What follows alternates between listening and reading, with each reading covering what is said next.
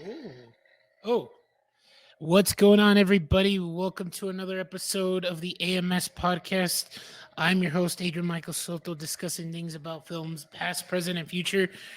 And as you see here, right next to me, pretty neat. I'll put that away. Take a take a limb out. As you see here on the screen next to me, another episode of ranking movies in particular in a galaxy far, far away. And to some, I know there's Star Wars fans out there, and I know there's the casual Star Wars fans, and the ones that will occasionally see the films or never seen the films, which is totally fine. But for me, I've stated in the past or I've referenced in previous projects here on the channel that Star Wars has been a part of my life for the longest time that I can remember.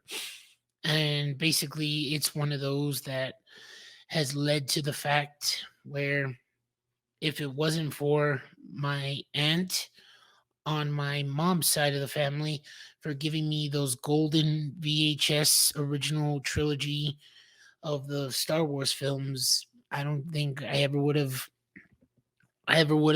become a Star Wars fan, and not less just even a film fanatic in general.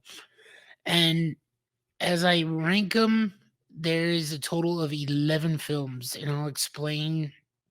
We'll go from 11 all the way down to number one.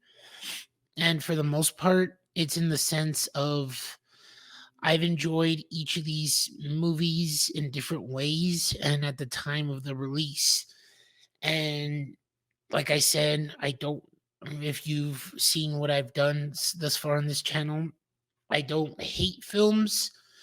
I just like them the least, and pretty much ones that I'll see more of the favorites other than the other ones, but I still enjoy them for what they are and what they're given. And I have more appreciation for certain ones as we're about to go into this list right now. So I am going to include the spin-offs or kind of like prequel trilogy type of movies. And as we start off on our list here, as I said, there is 11 films starting back from 1977 all the way till I believe the last one was released back in 2019. So let's go down the list here. And I'm going to minimize myself. At number 11, I'm going to put Solo, a Star Wars story. When this first was released, everybody was like, do we need it? As always, you get an origin story. You get the origin story of Han Solo meeting with Chewbacca, then befriending and frenemy of Lando Calrissian, played by Donald Glover. And Alden Ehrenreich, I would say, did the best he could. And to my film fanatics out there, you know the gist of what happened behind the scenes. There was directors Christopher Miller and Chris Miller and oh my gosh, I drew a blank on their names. Spider-Man, um, Phil Lord, Phil Lord and Christopher Miller, who were originally going to direct this movie. They stepped away due to creative differences, and they brought on Ron Howard. So it was one of those that yes, you get the gist of how Han Solo became who he became and leading up to the original trilogy movies. So I'm going to put this one at the bottom of the list. And at number 10 is Star Wars Attack of the Clones. I would have given this higher praise at the time of the film's release, which was, I believe, in the early 2000s. And if you would have seen my younger self, I definitely have shown the appreciation and love for the love for these movies overall. And let me see, Attack of the Clones, 2002. So I was a lot younger back then, and definitely one of the least favorites, even though it leads process through a trilogy of films. And it's one of those that didn't really have the impact. Then at number 9, we're gonna go with Star Wars: The Phantom Menace, which obviously the highlight of that movie to some is the Duel of Fates, and I can't play it, but just YouTube it on the internet or YouTube that scene, and that is one of those highlights of the the film within itself. And it becomes definitely a origin story for who Anakin Skywalker is going to be. Spoiler alert: becomes Darth Vader. And there's the silly, cheesy moments with Jar Jar Binks. Nothing against the actor who plays him, Ahmad Best, but I guess it was one of those times when George Lucas decided to create this film, and he's even said it. Don't quote me on it, but I think he's kind of phrased it in the sense of these movies are meant for kids. So I would say, obviously, this one came out in 2000 or 2001. So I guess it was aimed towards me at the time. And there's really not much impactful things, more or less. But is to say that it's going to end up at number 9. And as we proceed down the list, now we go into the new trilogy. And like I said, this one has also been divisive because this is for like the next generation of people. And I kind of see where Disney slash Lucasfilm was trying to go. But once again, to my casual moviegoers, when studios make films, they feel like, oh, we gotta do this and this character because it's popularity, the merchandise, and everything. But yeah, that's fine. You should worry about that afterwards. And at the same time, too, you should focus on a story and proceeding to, I guess, share the next generation of characters. And some characters got their moments to shine, some didn't, and kind of just it goes from the Force Awakens to doing a different direction. And then as you see what I have at number 7, it goes completely opposite of what they just did in the last one. So basically, from what I've remembered in the past, the Force Awakens was supposed to be about Han Solo, The Last Jedi about Luke Skywalker, and then The Rise of Skywalker about Princess Leia. But the unfortunate passing of Carrie Fisher led to doing changes and stuff. And I just recently released a video on them CGIing her character and using certain moments in past films and stuff. So I don't see, like I said, I enjoyed, there's certain specific moments in The Last Jedi that are pretty good.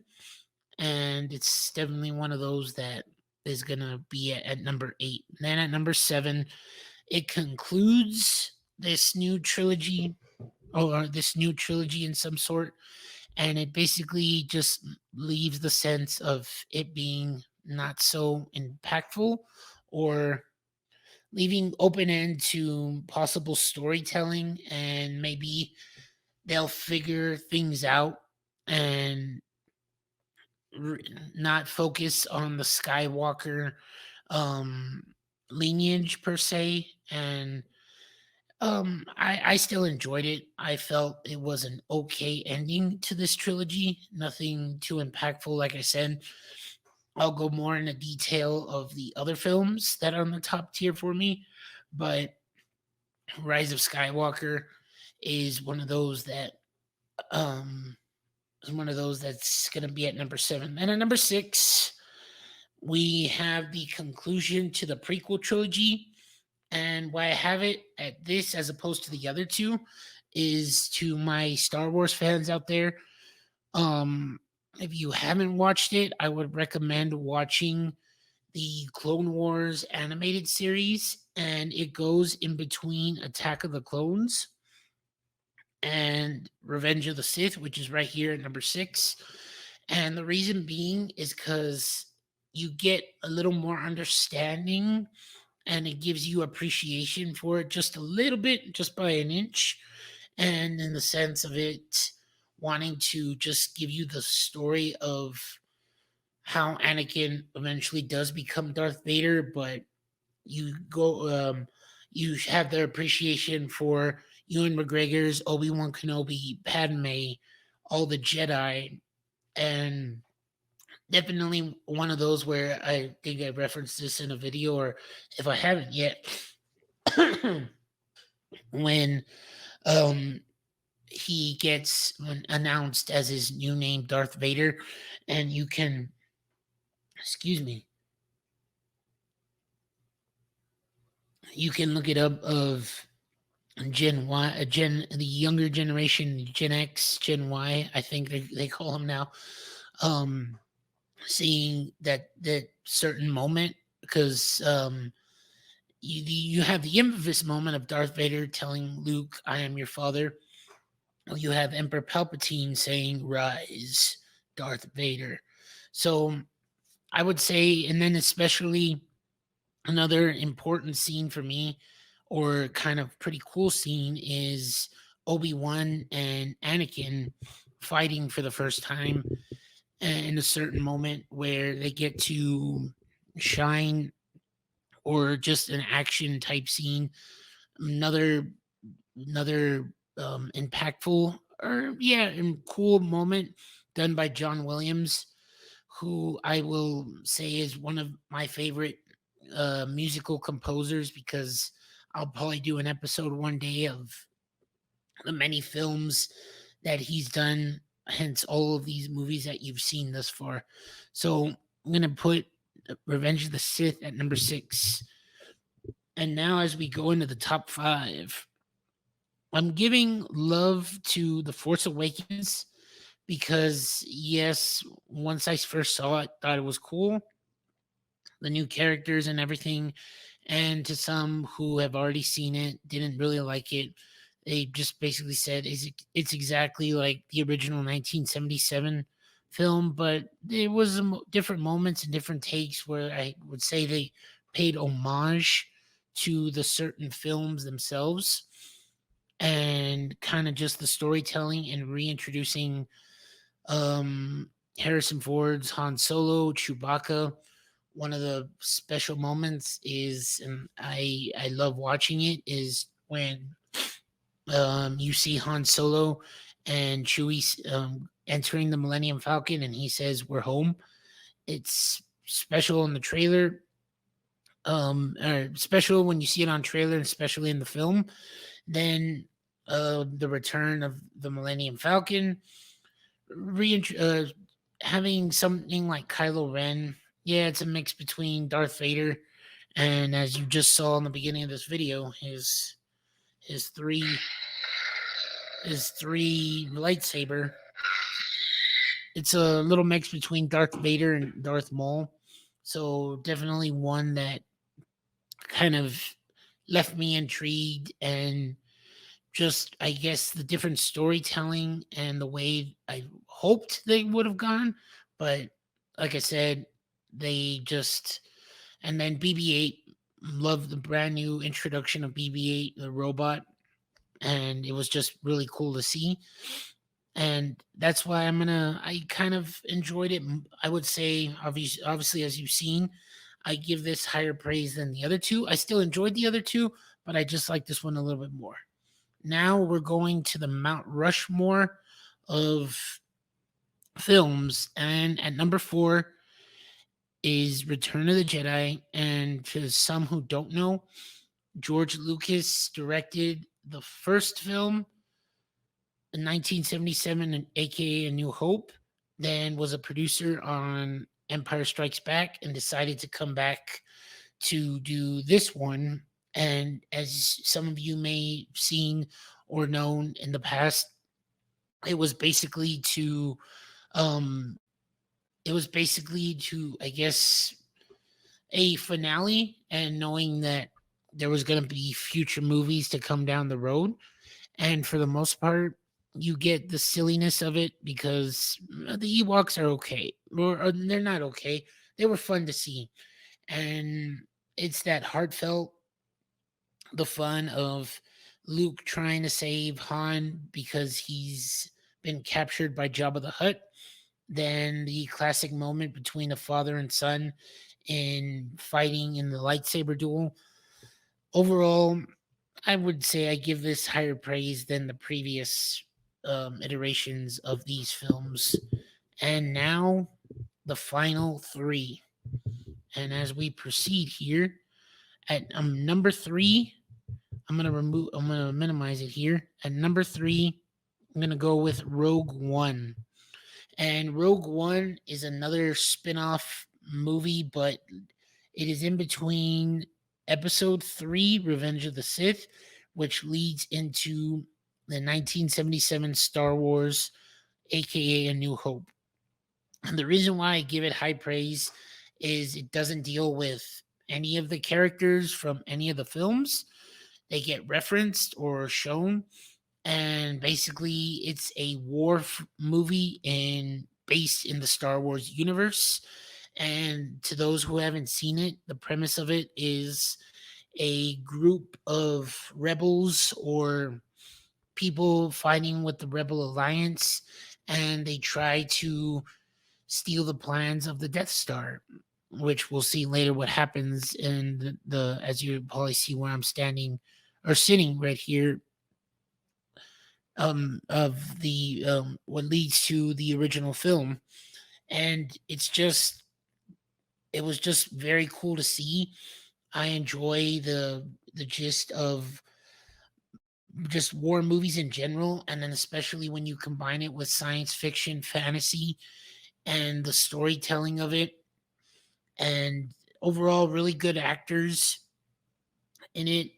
And I enjoy watching it even when it's on TV on a regular day at home. So I give high praise to Rogue One. And now the last two, I was kind of iffy, but I don't know. Once I say why I have my number two and then my number one, I'll end up describing it to you all. At number two, I'm going to put Empire Strikes Back.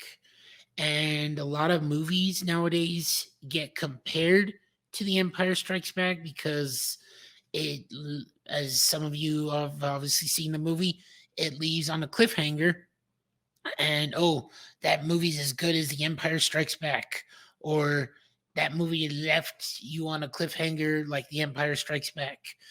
And it definitely becomes just the storytelling, and it was to those who saw it originally, it was just like once you hear that infamous line, "No, Luke, I am your father," everybody's mind is blown. There's no social media back in the day, and obviously you couldn't spoil it. But if you've seen the video, or the episode from The Simpsons where Homer walks out and says that he can't believe that Luke Skywalker's dad is Darth Vader, and Homer spoils it.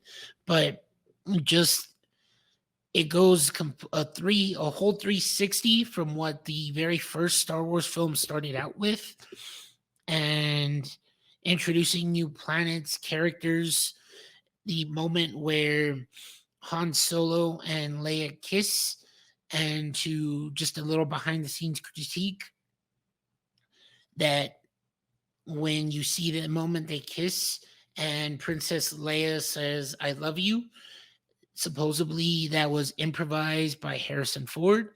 And instead of saying, "I love you too," and now, as you all have known or seen, that it has become synonymous. It's on t-shirts and cups and everything of Han Solo saying, "I know." And just one of those films that is on the upper echelon of not just popular science fiction films, but just entertaining overall. And at number one, I would say for me is Star Wars, the 1977 film that started all these movies, the universe, etc. And I shared a video one time where there's different moments in here that George Lucas came up with the idea of a hero's journey, someone that wanted to seek an adventure, meeting a Wookiee, a prince, saving a princess, saving two robots, droids, and I've done papers on Star Wars itself in college. I've read books, and I even have the making of Star Wars. I've visited theme parks, and if you know where they are, you know. Um, as you can see, I am a fanatic, and it's definitely one of those that of what has led to creating this kind of story is basically one that it becomes just it's a synonymous to film history as it is to the previous entry on my list. It's it's just a sense of wonder for me that I just can't explain, or I would have to go on for hours and hours on end.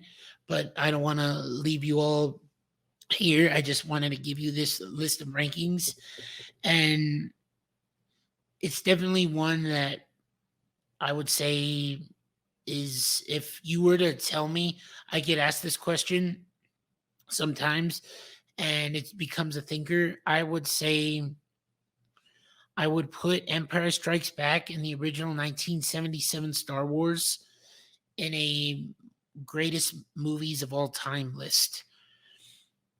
And if you would have to go top 5, top 10, I would have to throw one of them out if it was a top 5. If it was a top 10, it would definitely make my top 10 list. And like I said at the start of this, some of you are Star Wars fanatics, are casual fans, or you know of this series. And like I said, everyone is a fan of something, whether that be a specific genre in film, specific series, book series. I'm also a fan of the Lord of the Rings films. You can show your fandom. Don't be afraid to express it. Um, Share it with others who are out there. There's conventions. Um, just be proud of what you love and keep loving it. And like I said, I love each of these series in so many different ways that they've gone through action adventure, different characters, different arcs, different specific moments in film, and especially particular moment is when Luke looks into the deserts and sees the two suns. And one of my I listened to once again praising John Williams, his music and the binary sunset as he looks out into the distance and knows that he's meant for something else. And that's something, and in my sense of I'm meant to do something in life and to go seek that out and to seek out that adventure, that passion. And as you can see here, I'm passionate about what I'm presenting to you all here and what I love to talk about, which is movies, films, and in particular, Star Wars. So that is it, guys. This has been a episode of the AMS podcast discussing things about films past, present, and future. Thank you all so much for watching. Let me know where you rank the Star Wars movies. What is your least favorite, your worst? Have you seen ones or where do you see each of these Star Wars movies overall? Let me know. And thank you all so much for watching. This is the AMS Podcast discussing things about films past, present, and future. I'm your host, Adrian Michael Soto. I'll see you all next time. May the force be with you always.